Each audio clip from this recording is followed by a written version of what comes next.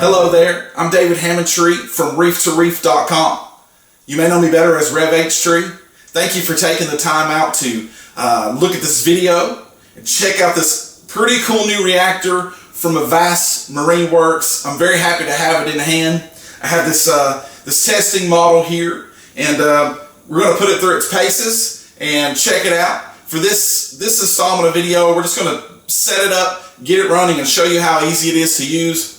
One of the main selling points about this new reactor from Avast Marine Works is the fact that it's really easy to use. It's really easy to maintain the media, to add the media, to remove the media. No pesky thumb screws and things like that. So, really excited about it.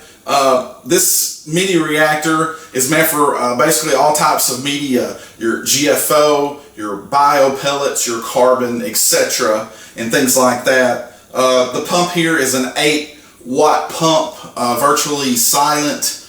The way the design is, the water flow over the media will be really slow, so there'll be lots of contact time to the media, providing better results in the aquarium, saving money, saving time with this reactor. Really, it is a win-win.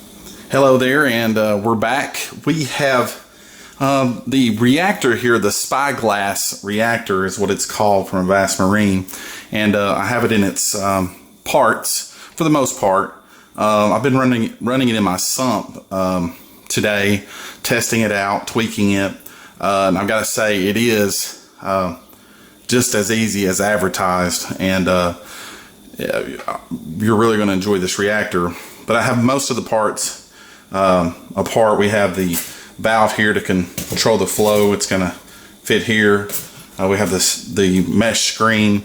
It's a little dirty from the GFO as well. Then we have the foam ring that'll go around the top to filter particles. We have the pump already in place. It's important that the pump is centered so that when you add the second part of the reactor here, that it goes down firmly down in the middle of the reactor. So we already have that in place. And then, of course, we have the top part of the reactor already preloaded it with some GFO, and to save some time. Another important thing to notice here is the rubber ball that's already in place. So basically, you just drop that rubber ball down in the top of the reactor, fill the reactor with your media. In the case that we're setting this up here, it will be for GFO. There are a few other alternate ways to set up this reactor depending on the type of media that you want to run. So in this case, it will be GFO. So we're going to put this together and get a little video of it running, but it's very simple. Like I said, we have the pump that is centered and in place, and I'm going to go ahead and add the second part. You'll see there's a little notch here for the wiring of the pump to come out of. So I'm going to set that down in place, making sure that it is centered onto the pump there, as you can see. All right. Next, I'm going to go ahead and add the ability to control the flow with this valve here to the reactor. So we'll press it firmly in onto the pump. My pump moved just a little bit. I'll make sure it's centered enough. Looks good. All right, I'm going to slide down the foam ring here, get it in place, and then the screen here, which is very simple. Just place the screen in and get it into place.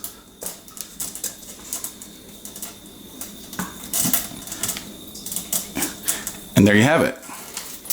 So we're ready now to run the new SpyGlass reactor from Avast Marine. So here you can see we have the reactor in place.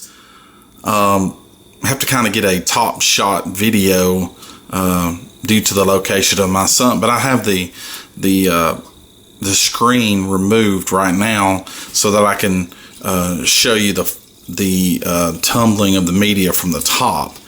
But as you can hear, there's not much sound to this reactor at all. Of course, I have all my other pumps, skimmers, things like that from the aquarium turned off, and a dirty sump.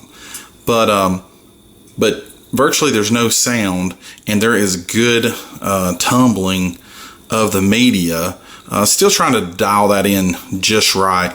But if you have this, set pretty close to correctly the flow into the SpyGlass reactor, you really don't even need this top. As you can see, there's no media flowing out. The water flow coming out of the reactor is mostly coming out of the back here in my video, due to a couple of reasons. The sump may be off just a little bit. I may have my reactor inserted just a little bit off center, but mostly probably due to the settling of the GFO, as well as when there is a slime coat that builds up around this reactor, the water should flow evenly around the entire reactor. But either way, I don't think that's a problem at all. You're still getting the contact of the water through the media. Good contact, good tumbling, that's all that really matters. So putting this back in place is really easy to do. There you have it. Simple. The water flows better with that in. But for video's sake, we're going to remove that. See how easy that is? So here you see the media tumbling. I've used many reactors over my time as being an aquarist, and never had I had such good tumbling of the media. So there's full contact going on there. It may be a little fast, but still trying to dial it in. But this is a good shot to show you from the top of the reactor how much contact that the media is getting with the water. And then finally we have a shot here from the side as the media again tumbles and moves downward and around in and throughout the aquarium. I wish I could show you the very bottom of the reactor down in this area to see it all move, but here you can get an idea of how the media moves within the reactor, virtually hopefully eliminating the clumping of the media, wasting money with clumped up media, which has always been a problem for me.